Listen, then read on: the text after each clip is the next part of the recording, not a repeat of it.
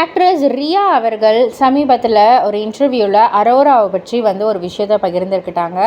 ஆக்சுவலாக ரியாவும் அரோராவும் வந்துட்டு ஒரு க்ளோஸ் ஃப்ரெண்ட்ஸ் தான். பிக் பாஸ் சமயத்திலே வந்து தெரிஞ்சிருக்கும்.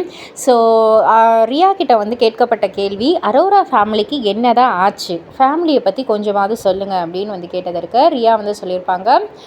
அதாவது அரோரா வந்து டோட்டலாகவே அவள் ஃபேமிலியை விட்டு விலகி தான் வந்து இருக்கா, தனியாக தான் வந்து இருக்கா.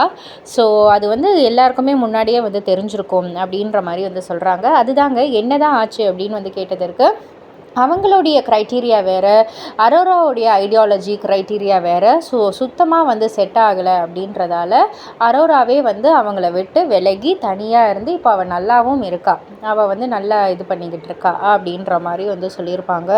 ஸோ அவங்க ஃபேமிலிலாம் எங்கே இருக்காங்க, சென்னையிலே தான் இருக்காங்களா அப்படின்னு வந்து கேட்டதற்கு, அதெல்லாம் என்னால் சொல்ல முடியாது அப்படின்ற மாதிரி ரியா அவர்கள் வந்து ரொம்பவே தெளிவாக சொல்லிட்டாங்க.